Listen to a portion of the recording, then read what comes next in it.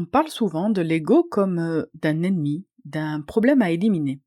Mais Osho, grand maître spirituel, disait: ce n'est pas en combattant l'ombre qu'on la fait disparaître, c'est en allumant la lumière. Et si le but n'était pas de détruire l'ego, mais de voir à travers lui, de reconnaître que derrière le bruit, la peur et la comparaison, il existe un espace silencieux, ta véritable nature.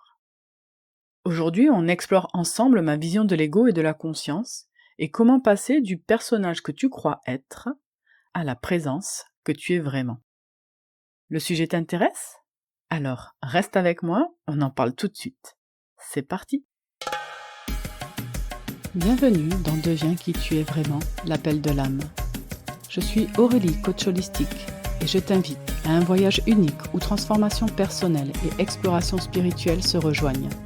Dans ce podcast, nous plongeons ensemble dans des thématiques fascinantes comme la découverte de soi, les neurosciences, la psychologie, l'histoire, l'archéologie alternative, l'ésotérisme ou encore les enseignements spirituels, pour éclairer le chemin de notre évolution intérieure. Mon intention ? T'aider dans la libération et la transformation des obstacles qui jalonnent ton chemin de vie, afin que tu puisses vivre une expérience plus épanouie, alignée et pleine de sens. Si tu es curieux de découvrir comment le passé, le développement personnel et les mystères peuvent éclairer ton présent et transformer ton avenir, tu es au bon endroit. Alors, installe-toi confortablement, prends une grande inspiration et prépare-toi à répondre à l'appel de ton âme. Et si tu souhaites soutenir le podcast, je t'invite à le partager avec tes proches, ainsi qu'à déposer une note 5 étoiles et un joli commentaire si ça t'a plu. Ensemble, n'oublions pas que changer le monde commence par se changer soi-même. Bonne écoute! Depuis toujours, on parle de l'ego dans le développement personnel. Certains veulent le dompter, d'autres le dépasser, d'autres encore le tuer. Mais aujourd'hui, je t'invite à une compréhension radicalement différente. Pour moi, l'ego n'est pas un ennemi, c'est une illusion utile, une fiction que le mental a créée pour donner l'impression d'exister séparément du tout. Et la conscience, elle, n'est pas un concept à atteindre, c'est ce que nous sommes déjà, avant le mental, avant les pensées, avant le moi. Dans cet épisode, je vais te partager ce que je crois être l'ego, selon mes propres croyances, ainsi que ce qu'est la conscience, et comment, au fond, ils ne sont pas si séparés que ça, mais au contraire, peut-être qu'ils sont bien les deux faces d'une même pièce. Pour moi, l'ego est une construction mentale. C'est une idée que l'on se fait de soi-même. Un personnage construit à partir de la mémoire, des comparaisons, des jugements et des identifications, mais aussi pétri par l'éducation, les blessures et les succès. Il naît dès l'enfance, quand on commence à se définir par le regard des autres. Petit à petit, on s'éloigne de notre être véritable, la présence pure, pour devenir une image, un personnage. L'ego dit « je suis ceci, je ne suis pas cela ». Je vaux mieux qu'eux ou je vaux moins qu'eux. Il vit dans la dualité permanente. Osho disait « l'ego n'existe que dans le conflit. Sans opposition, il ne peut pas survivre ». C'est pour cela qu'il a besoin d'être reconnu, de se défendre, de se justifier, de se comparer. Il se nourrit de la séparation, du moi contre le monde, moi contre toi, moi contre la vie. C'est lui qui crée la peur, la comparaison, la volonté de contrôle.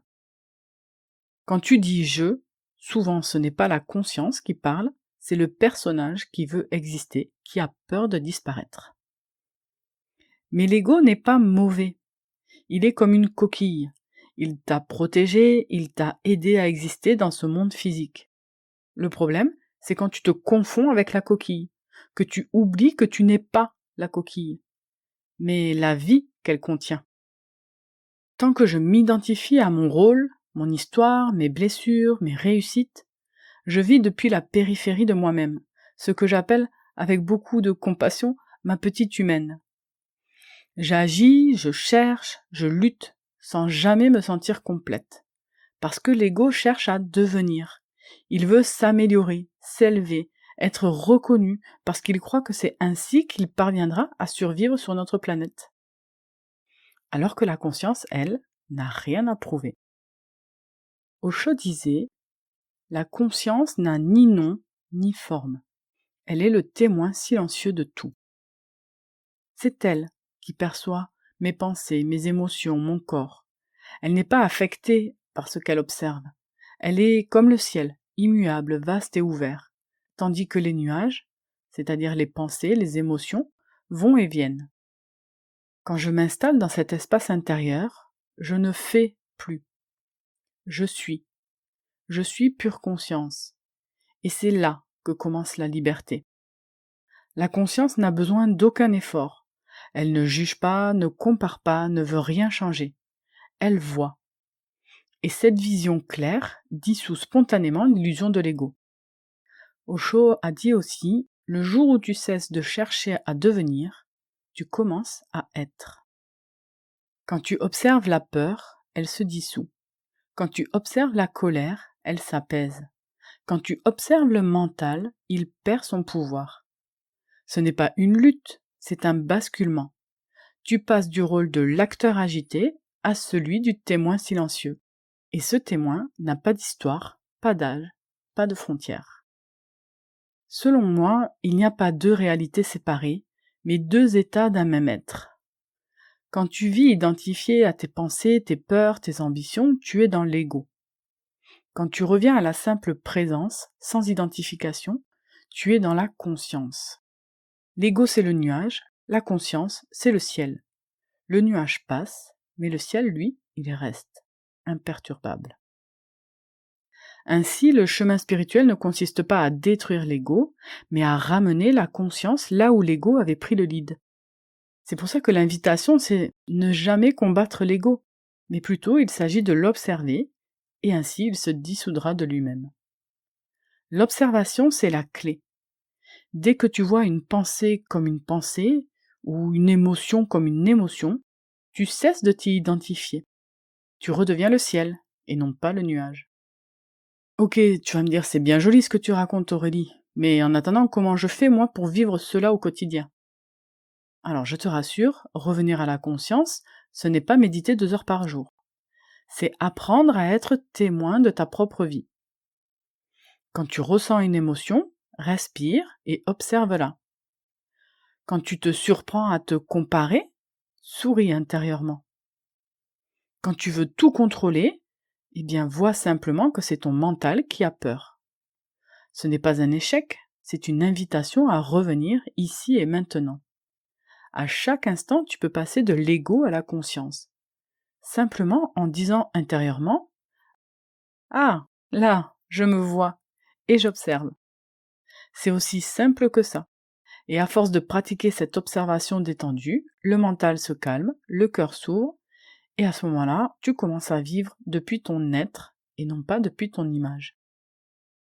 Et puis, si je devais dire quelques mots pour conclure, ce serait cela. L'ego et la conscience ne sont pas des ennemis.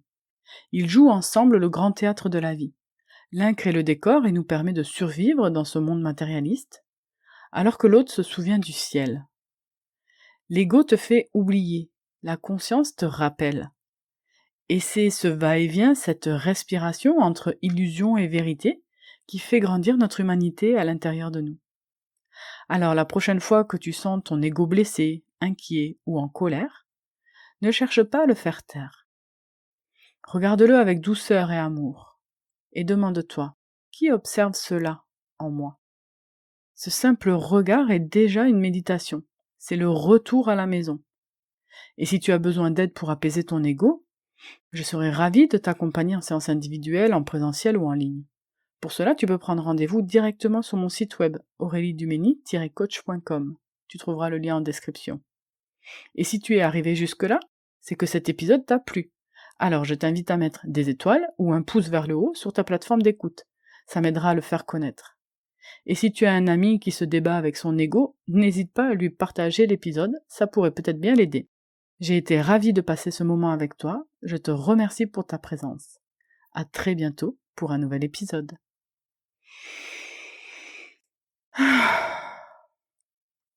Je respire profondément et je me souviens que changer le monde commence par se changer soi-même.